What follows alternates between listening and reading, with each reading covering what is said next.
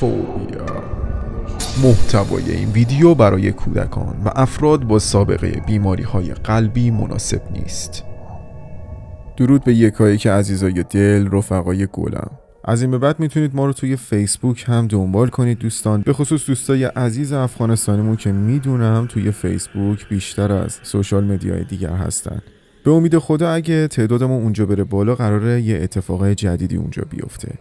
فیسبوکمون هم با آدرس فوبیا داستان ترسناک میتونید دنبال کنید عزیزان، که آدرسش رو حتما براتون تو قسمت کامنت ها هم میذارم.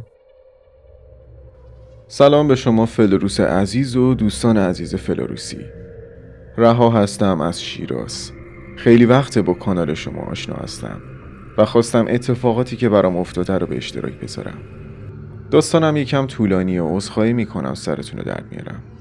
دختری هستم 45 ساله توی خانواده مذهبی و با اخلاقای متفاوت بزرگ شدم. نوه اول دختری از طرف خانواده پدر هستم و مشکلات من برمیگرده به خانواده پدری. داستان من برمیگرده به زمانی که 17 ساله بودم، توی یه سن پرشور و هیجان که دلم میخواست خیلی چیزا رو تجربه کنم. اون سالا باشگاه میرفتم و رشته رزمی. با قاطعیت میگم یکی از بهترینای ورزش رزمی بودم. تو تمریناتمون مربی خیلی به ذهن یا تمرکزگیری توجه داشت. دقیقاً تو زمانی که برادرم کلاس 5 بود و جالب اونم یه بچه با استعدادی بودش. به خاطر علاقه‌اش به فضا و ماشین‌ها مجله می‌خرید. یه مجله‌ای به اسم دانستنی‌ها که شاید بعضی از دوستان با این مجله آشنا باشن. تو این مجله گاهی طریقه ارتباط با ماورا و خروج روح از بدن رو می‌نوشتن و من به این قسمت مجله خیلی علاقه داشتم و اتفاقاتی که واسم افتاد شروعش از همین جا بود. من با تمرینات داخل مجله تا حدودی آشنا شده بودم و تو اتاقم تمرین می‌کردم. شاید باورتون نشه، با تمریناتم میتونستم تا حدی لیوان آب رو جابجا کنم و خیلی ذوق میکردم و با راهنمایی مربی که نمیدونست من دارم چه کاری میکنم تونستم انرژی جالبی رو تو بدنم به وجود بیارم. نمیدونم چطور بگم، یه انرژی زیادی داشتم. همش در حال تمرین ورزشی بودم و هیچ وقت خسته نمیشدم، یا اینکه چیزایی رو احساس میکردم که واسم خیلی عجیب بود. میتونستم فکرایی که دیگران میکنن رو بفهمم. شاید به نظرتون مسخره بیاد، ولی خدا شاهده برای خودم هم عجیب غریب و البته جالب بود. مثلا قبل اینکه مربی بگه میخواد چی کار کنه من میدونستم، یا مثلا میدونستم آبرینه توی خیابون تو فکرشون چی میگذره. مردی رو مثلا وقتی تو خیابون میدیدم میفهمیدم میخواد مزاحم کسی بشه یا نه. بگذریم. بعد مدتی شروع کردم به تمرین خروج روح از بدنم که یک سری کتاب خریده بودم در رابطه باش و با کمک اون مجله و اون کتابا تمرین می‌کردم تا اینکه یه روز بعد از ظهر تصمیم گرفتم که باید تو این تمرین موفق بشم. رفتم تو اتاقم، در رو بستم و دراز کشیدم و شروع کردم به تمرکز کردن.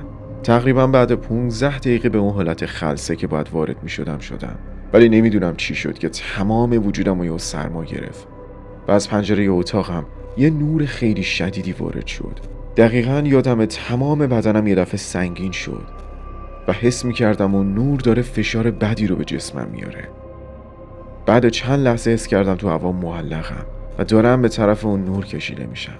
میدونم که خیلی‌ها باور نمی‌کنن، اما واقعاً این اتفاق داشت میافتاد. چشام فقط نور رو میدید. ترسیده بودم. نمیدونم از ترس زیاد بود یا چیز دیگه که تو گوشم صدای زنگ بدی میومد. انگار داشتم توی یه تونل با فشار زیاد کشیده می شدم. فقط یادم تونستم به زور خدا رو صدا بزنم و بعدش انگار تو اون نور با فشار پرت شدم به طرف اتاقم و تو اون حال صدای مادرم و خواهرم رو می شنیدم که به در اتاق می کوبیدن و نگرانم شده بودن، چون مدتی بود ازم خبر نداشتن و هرچی صدا می کردن جواب نمی دادم. اومده بودم ببینم من چی کار می کنم که با در قفل شده روبرو شده بودن. با زور و حالت لرزی که تو بدنم داشتم در رو باز کردم. بعدم با داد بیداد و سرزنش مامان روبرو شدم. اون روز تا شب بدنم لرز داشت و با ضعف شب و رفتم تو اتاق خوابیدم. تقریبا یادمه تا چند روز اصلا هیچ مشکلی نداشتم. بعد مدتی بیرون که میرفتم برای باشگاه سردرد میگرفتم و خون دماغ میشدم. حالم وسط خیابون بد میشد. مادرم هم چون همیشه همراهم می اومد و این صحنه رو میدید نگرانم شده بود. چند تا دکتر بردم ولی هیچیم نبود و بیماری هم نداشتم، ولی حالم یه جوری میشد همش. مثلا تو گوشم و سرم صدای سوت می اومد، صداهای افرادی که دور بودنم میشنیدم و رنگم میپرید و ضعف میکردم. تا اینکه تو باشگاه متوجه افرادی میشدم که وقتی تمرین میکردن دورشون حلقه هایی بودش. بعضیا سفید رنگ بود این حلقه هاشون، بعضیا خاکستری و بعضی سیاه، بعضیا هم زرد. اول فکر میکردم به خاطر تمرین زیاد چشام داره اشتباه میبینه، اما بعدش متوجه شدم که اینجوری نیست. حتی هر کسی به شیئی دست میزد اون شیء همون رنگ رو جذب میکرد. نمیدونستم چی کار کنم. یه مدتی همینجوری گذشت تا بالاخره این موضوع رو به یکی از دوستام گفتم که دختر پوری بود، برعکس من که همه زندگیم شده بود مدرسه و کلاس خیاطی و باشگاه و خونه و به دور از رفت و آمد با دوستایی که توی باشگاه میشناختمشون بودم. اون دوستم گفت این چیزایی که میبینی حاله هر انسان هستش و ازم خواست براش توضیح بدم که چی میبینم. منم سیر تا پیاز واسش گفتم و اونم گفت باید انرژیمو تقویت کنم. چند تایی کتاب برام آورد، اونا رو خوندم که الان البته اسم اون کتابا رو یادم نیست. با خوندن اون کتابا دید من نسبت به اطرافم بازتر شد، تا اینکه یه روز که از در خونه بیرون رفتم واسه یه باشگاه، تو راه متوجه یه نفر شدم که از روبرو می اومد به طرفم. بدنش مثل یه آدم بود اما سرش نه، خیلی بزرگ بود. خدا منو ببخشه، وقتی اون طرف نزدیکتر شد یه آدم رو دیدم با سری شبیه به سر الاغ.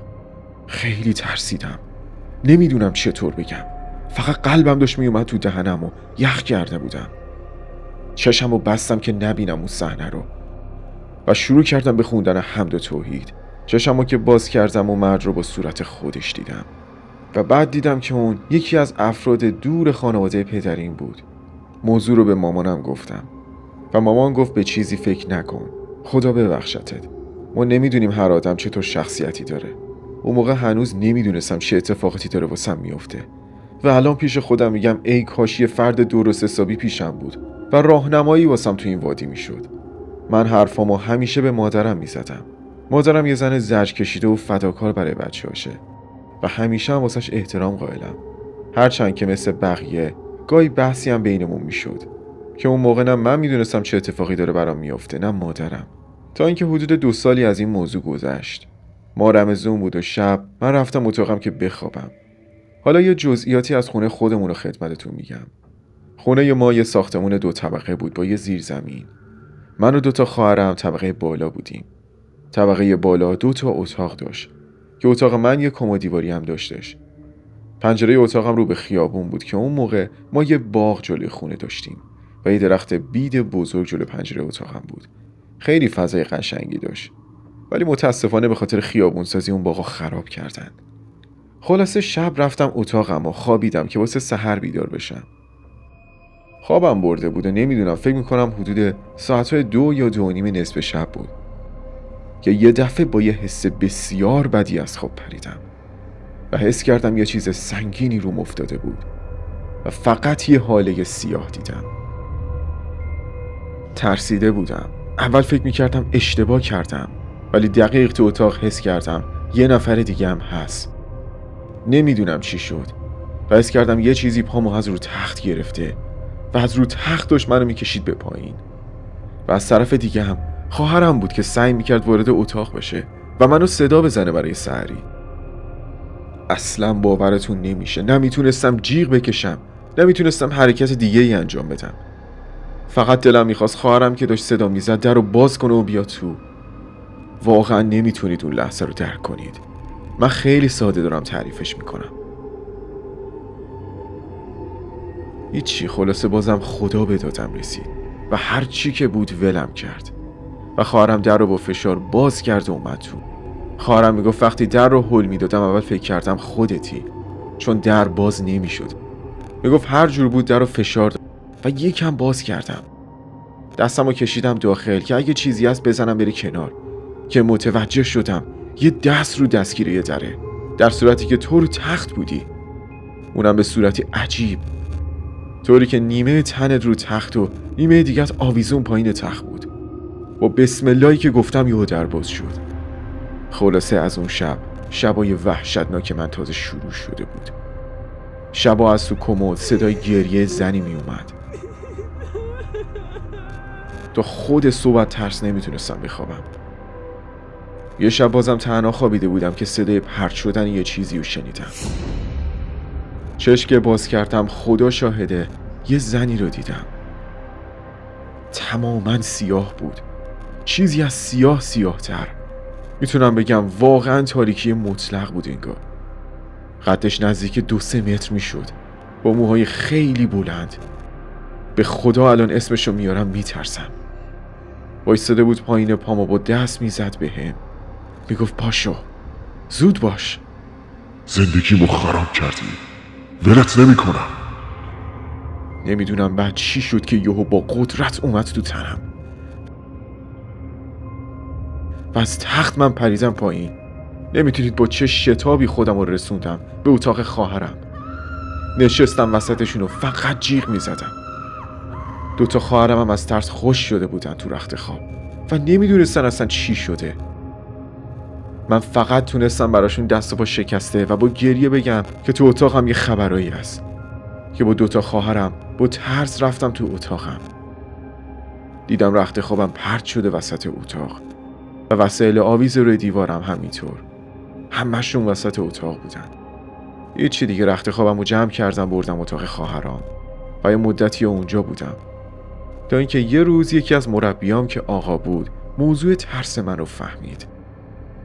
اونم به این صورت که استرسایی که حین تمرین داشتم رو متوجهشون شده بود. یه روز من از کلاس بیرون کشید و گفت چی شده؟ چرا اینجوری؟ همش انگار استرس داری.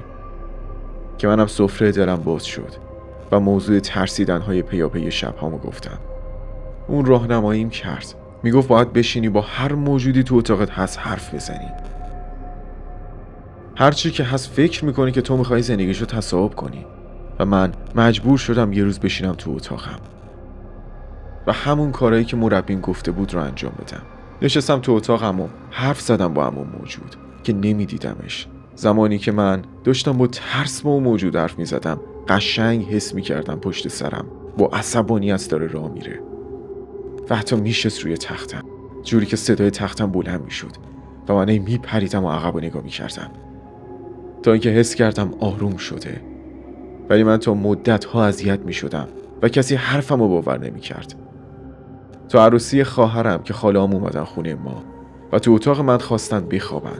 خودشون با گوش خودشون صدای زنی رو از کمد میشنیدن که کمک میخواست و تا صبح ترسیده بودن اونا. این شروع ماجرای من بود. داستان من ادامه داره و اگه بخواید بقیه رو براتون میگم تا الان که به حدی با آرامش رسیدم. ماجرای من ادامه داشت جوری که مادرم قبول کرد از طبقه پایین شبا بیاد پیش من و منم از ترسم دیگه جرئت نمی‌کردم تو اتاقم تا روزام تنها باشم. البته از صبح تا تقریبا ساعت 9 شب تو باشگاه بودم و تمرین می‌کردم. همون شبایی که تو اتاقم بودم گاهی وقتا کابوسای وحشتناکی از 2 تا موجود می‌دیدم که همش با هم درگیر بودیم. گذشت تا اینکه عموم می‌خواست ازدواج کنه. اما خونه‌شون چون هنوز آماده نشده بود اومد طبقه بالای ما و من و خواهرم به طبقه پایین اومدیم. من اتاقم رو انتقال دادم به اتاقی که یه پنجره بزرگ رو به حیاط داشت. شبا 3 تا خواهر من تو اتاق میخوابیدن و من مشکلی نداشتم. اما طبقه بالا همچنان مشکل داشت. گاهی وقتا صدای عمومو میشنیدم که صدامون میزد. اما وقتی میرفتم بالا هیچ کس نبود. این موضوع رو به عموم وقتی خونه بود میگفتیم اما مسخره میکرد. تا اینکه خانومش اتفاقی براش افتاد که سعی کرد هر چی زودتر از خونه ما بره. ولی قبل رفتنش اتفاق دیگه واسه من افتاد. انگار مرکز آسیبا من شده بودم.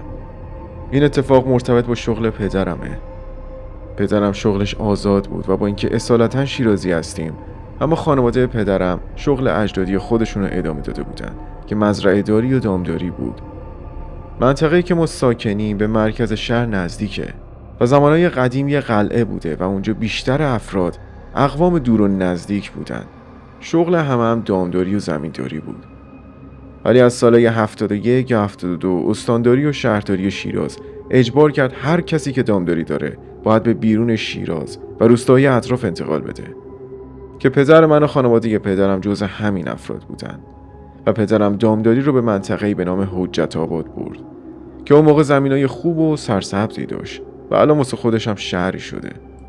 زد تا اینکه من تو سن 23 سالگی بودم که یه روز پدرم اومد خونه و با عموم گفتن دامداری رو دزد زده.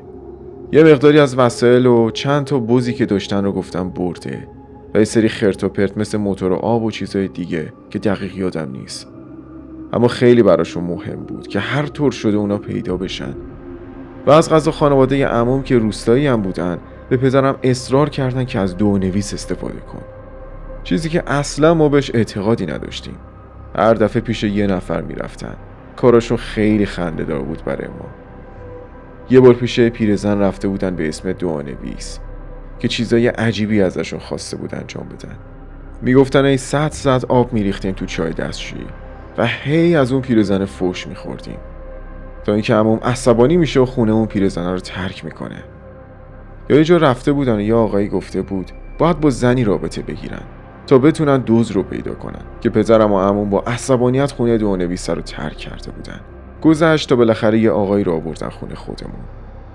اون آقا گفتن باید بچه کوچیک بیارید تا از طریق اون بچه این کار انجام بشه. نمیدونم چی کار کرده بود، اما هر چی بود بچه‌های عمم هر چی گفته بودن تو حرفاشون از یه شماره پلاک بود که بعد معلوم شد شماره پلاک ماشین باباشونو گفته بودن. خلاصه برای ما شده بود سوژه خنده.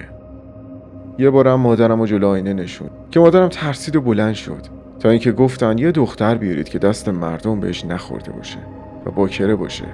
دقیق یادم 18 ماه رمضان بود و من نذر شعله زرد داشتم.